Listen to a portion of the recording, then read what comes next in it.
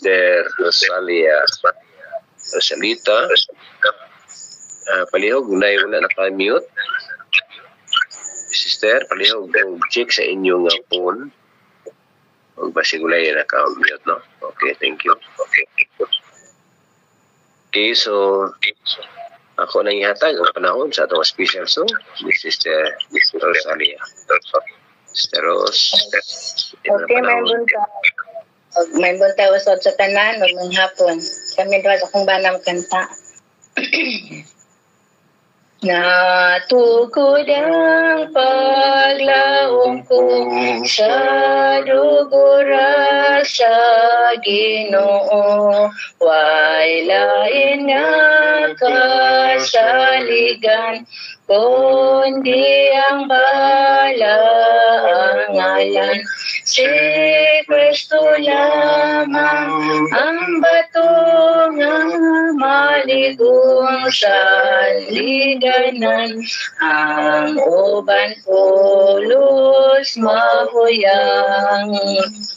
Kung ang kangit-ngit mo tabon, saling saksa himayaan, dili kagayod biyaan sa imong kalisdanan. Si Kristo lamang ang bato nga maligong sa liganan. Ang uban pulos mahuyang. Kay ang siya'y bililhon ka na kumagapaligon, kung mag-aabot ang Diyos, siya'y paglaong mabubos. Si Kristo lamang ang bato na maligong sa liganan. Ang uban pulos mahuyang. Kung mabalik ang Ginoo, o niya makatindog ako, hadol siya iyang trono na matahong og mahinlo. Si Kristo lamang ang bato na maligong sa liganan. Ang uban pulos mahuyang. Back to presider. Amin. Salamat, Sister, Brother Salita, no? So, sa nindot sa awit sa ito, special song. So, karon di ito maglangan. Ato nang ihatag kang Brother Willie. O palihog ang tanan nga atong pamute ang atong microphone o atong hatagan o panahon ang atong speaker. Brother Willie Pilapel. Brother Willie, iwan na panahon. Salamat mga igsoon. Mayong buntag o mayong gabi diya sa Amerika ni Boy, ni Pastor Nel o sa kanatong tanan. Salamat sa Ginoo nga gitagaan na po taglaing higayon, no? Labi na nako nawala ko pila ka adlaw. Pero nagpasalamat lang po tas Ginoo mga igsoon kay sa akong pagkawala na nakabautismo mi og 13 ka hamiling kalag dito sa Southern Cebu.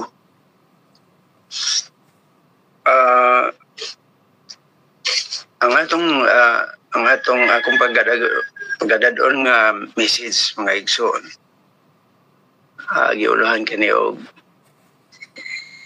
the invitation. Samtang ko naminaw sa bulay sa pulong sa Diyos, akong kita ang mga positive nga mga mga pulong no nga na mention na sa atong pagkinabuhi ning kalibutan ha, bation na to ang mga pagbati nga mura o dili na to ganahan like gidimalas, gibugatan, no? Niya tulibagbag, pagsulay, o kining pagdisiplina, pagpahinomdom, no? Pasalamatan, no? Gugma, no? Pagbadlong, na pagtuo, niya atong iampo ang atong mga igsuon o mo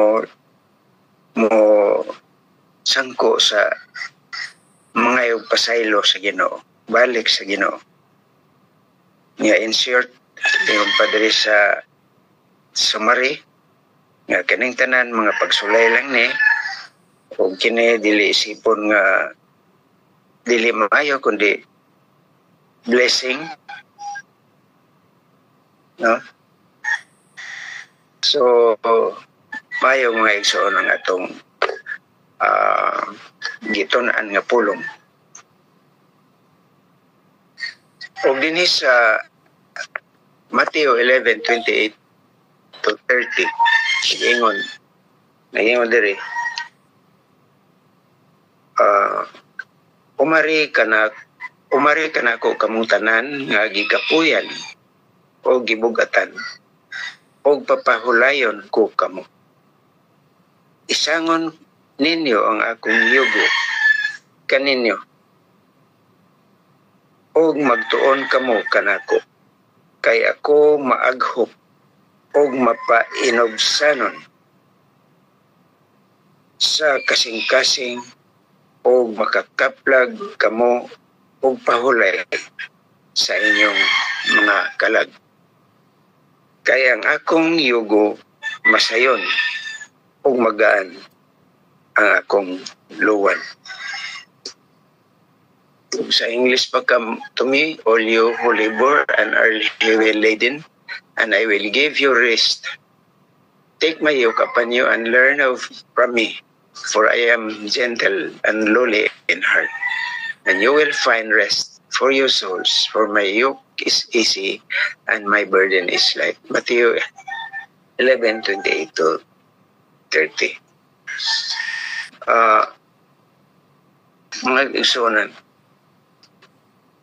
giimbitar kita sa Diyos, Ginoong Hesus. Kinsa katong nabugatan, kinsa katong gikapoy, o iyatang papahulayan. Lami kayo ang pagbulay-bulay karon mga igsuonan kay nagsugod sa atong kalisod niya atong pagpuyo nining kalibutan na niya ang atong kalisod usa lang di ay kini ka hinumdum ka nato dili nato lainon kay mao ni paagi sa pakita sa gugma sa Dios kini kanato aron ta maka sabot sa iyang mga requirements hantod nga mo balik ta kaniya o mga itagpasaylo o dihan dapita mga kaigsonan maka hibalota kung kinsa day siya mahibalo nato nga na gaanan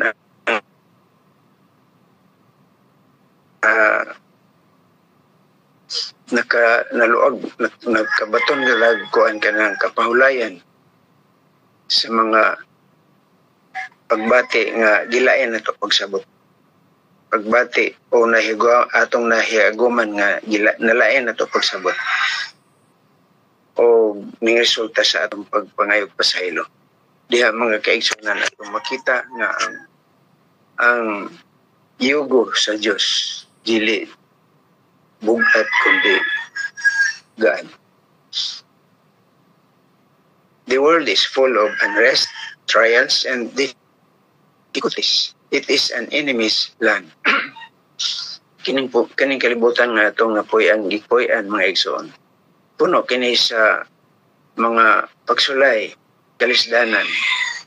Puno sa kanana ang walay katapusan nga kinini ang pagpaningkamot, no? Tungod kini ata sa lugar sa kaaway. O nini ang kalibutan na halos sa tanang lugar, halos sa tanang dapat kita kung kita sa tama maadto mapuno ta sa mga kuan, masugaton ta sa mga pagsulay. Ingon pa ni Ginoong Hesus, in the world ye shall have tribulation, but be of good cheer. I have overcome the world, and my peace I give unto you. Bisan tuod mga kaigsunan o kinini ang niata sa kalibutan nga puno sa mga pagsulay o kalisod, no? Si Ginoong Hesus nag-ingon nga ayaw mo kagool kay ako nang gidaog ang kalibutan o ang akong kalinaw akong ihatag kaninyo. So I have overcome the world. Sa atong side mga igsunan dapat mayong tanga, I have overcome myself. Kay ang pinaka-lisod na itong kalaban mga igsunan, dili ang ubang tao, kundi ang atong kagalingon. Sama sa atong gibulay-bulayan karon nga pulong sa Diyos, usa lamang kini kapag badlong ka na to. Pero lisod kayo ang pagbadlong sa kaugalingon. Kay truth hurts, ang kamatuoran sakit. Unya ikaw mismo ang nagbadlong sa imong kaugalingon, ikaw mismo magsulti. Pero kung atong sabton nga kini usar sa mga paagi nga kita mabalik na to sa Ginoo, no? Ginoo kay nawala ta nisimang ta kanya mapangayoan atong pasaylo, ma-welcome po na to atong kaugalingon.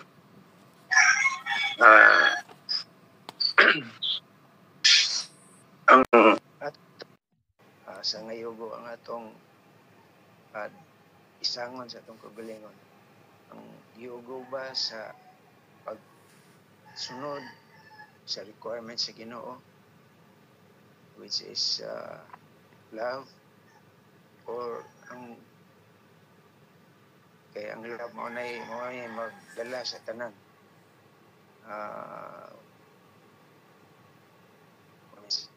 love sa Ginoo, love sa atong isig kaingon. Pero ang yugo sa kaaway betong bugata, so nara sa atong pagpili. When we try to live the life of a Christian, to bear its responsibilities and perform its duties without Christ as a helper, the yoke is betong bugata, no? Sa yugo. The burden is intolerably heavy. So mga igsunan, dili nato pasanon ang atong yugong kitara kay betong bugata. Dili gusto na sa Ginoo. Naay usa ka istorya mo igsunan na usa ka nalabyan sa usa ka sakyanan ang usa ka tawo nga nagpasan. Nakita sa driver nga peteng bugat yun ang iyang gipasan na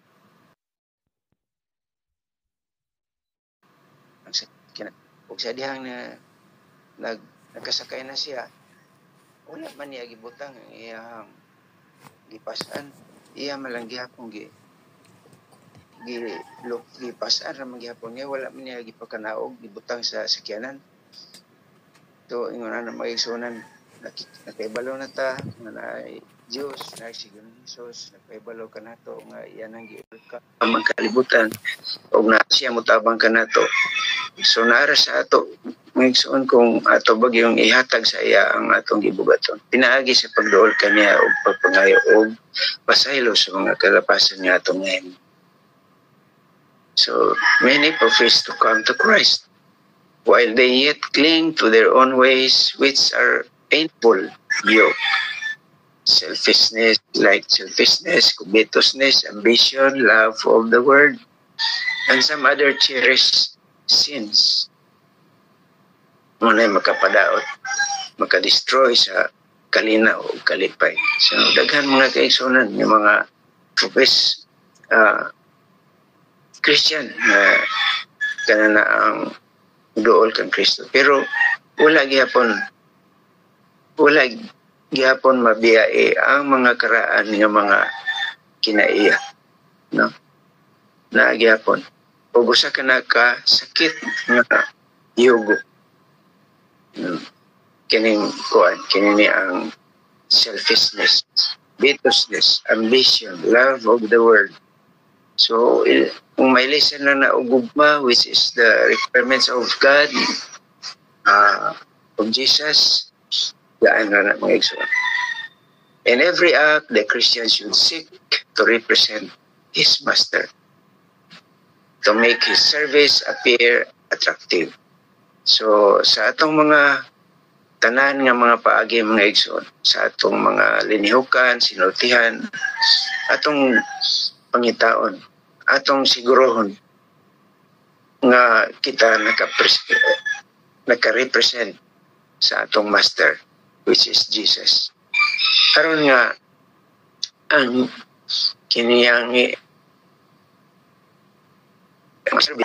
nato alang sa atong master mo appear nga attractive. Kaya kung dautan tag mga kaya kinaiya mga igsoon sa natog dani, no, sa natog kini ang pasabot nga naay Kristo nga muluwas nato pagabot sa panahon, dili attractive ang atong pagdala sa mensahe. Let none make religion repulsive by persistent gloominess and by relating their trials and their difficulties, their self-denials and sacrifices, no? Sa dili na to himuon mga gisunan nga ang atong pagtuo sa Ginoo usa ka pagtuo nga kini ang repulsive ka na bang mo atras ta kung makadungog ta, yeah? Pinaagi sa pag-presentar sa mga kalisdanan, no, kini ang negative na mga panultihon, negative nga approach like puro na lang kalisod, no? So dili ta na magisunan aron nga mahimong attractive ang atong pag-represent sa atong master, no? Sa atong verse nga atong studyhan ganina, niresulta sa pagpangayo o pasaylo sa Ginoo. So, sana nga paagi mga igsoon dili nato ma-represent ang Ginoo nga dili maayo, kundi maayo. Kaya ning resulta man nakasabot man ta nga niding kalibutan na gibugatan ta, no? Gibugatan ta, gidibalas ta na idimalas sa lugar na dunggan ganina na ay ini ang tulibagbag. So na ay pagsilay sa nasang lugar. Pero kinakasabot man ta nga usa kini ka badlong sa Ginoo, ipakita sa iyang gugma kanato aron ta matulid musulta sa pagpangayog pa sa ilo kaniya. So may mga igsunan, gwapo ang atong bersikulo nga atong tunan kay nakatabang sa atong mensahe karong mga buntagon. Let it be seen that with you the love of Christ is an abiding motive, no? Ato ipakita nga ang gugma ni Kristo usa ka motibo nga kinini ang naguban-uban gyud, that your religion is not like a garment that may be put off and resumed again as circumstances demand. Dili kay ang atong pagtuo religion, ang atong pagtuo sa Dios, dili usa ka sinina nga atong hukason kung na punta ganahan o ibalik na sad kung ganahan na sad ta, no? But the principle yung dere principle calm, steady, and varying, one that rolls your whole life. In short, murag mo na lifestyle yun, mga kaigsunan. Ang atong pagtuo sa Diyos usa ka prinsipyo na kalma, permanente, o dili mag-usab-usab. O mauna na atong himuon nga role sa atong kinabuhi. It's lifestyle. Whatever your lot in life may be, remember that you are in the service of Christ. Kung unsa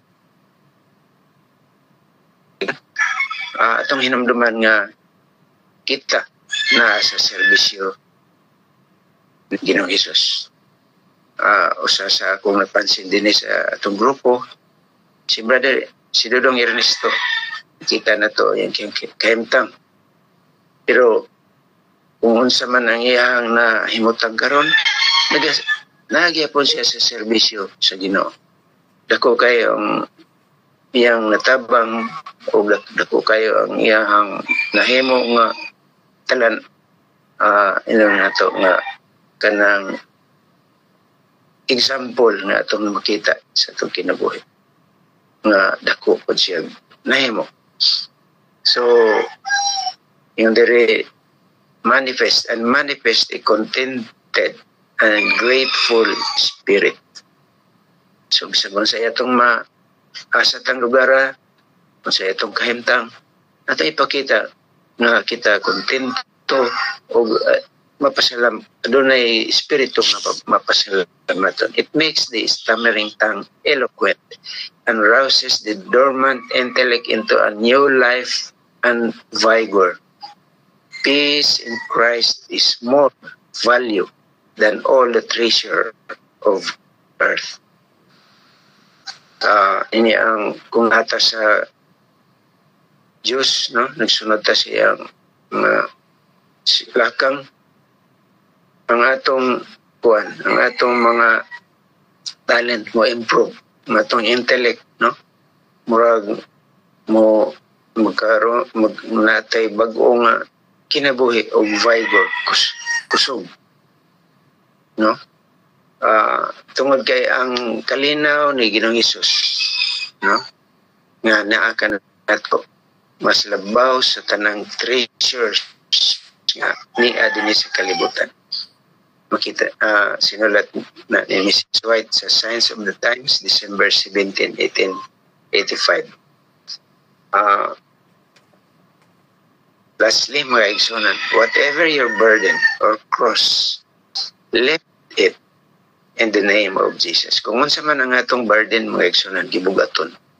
O kung unsa man ang atong mga cross na atong gipasan-pasan, ato kanang isa ituboy sa ngalan ni Ginoong Hesus. Bear it in His strength. Atong pasanon, pinagi sa iyang kusog.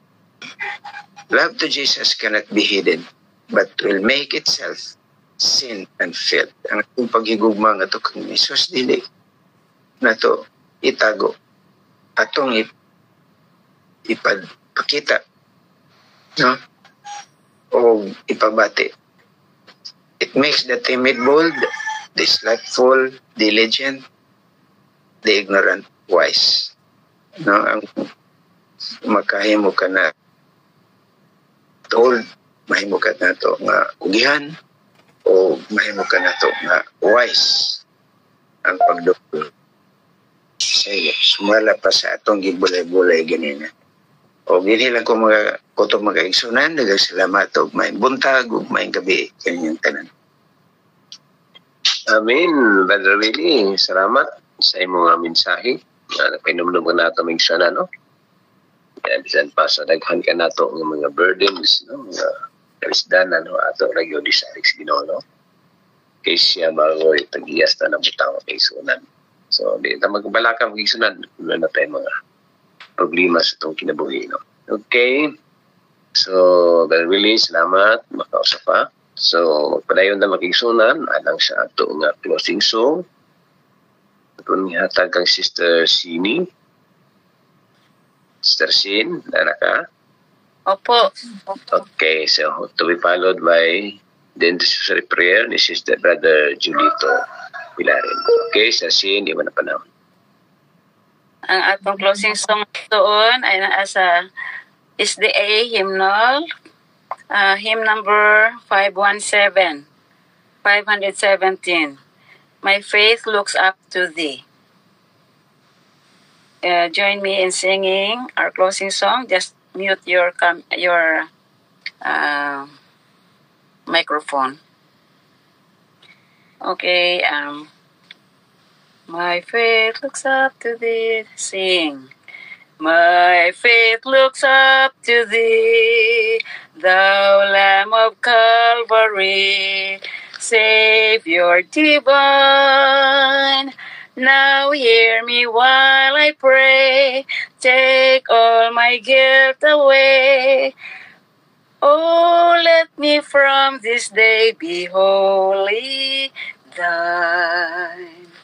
May thy rich grace impart strength to my fainting heart, my zeal inspire, as thou hast died for me.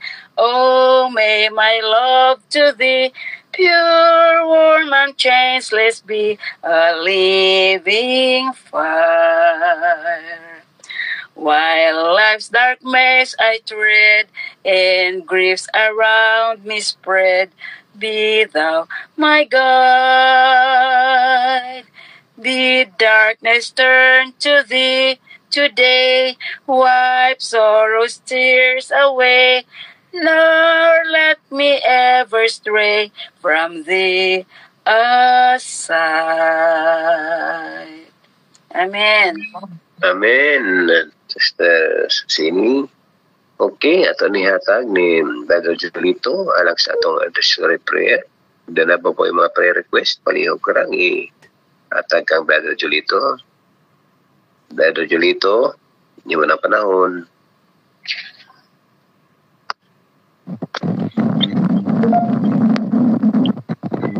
Reporta mo itong prayer. Tao ba ipa-appeal pag-pray?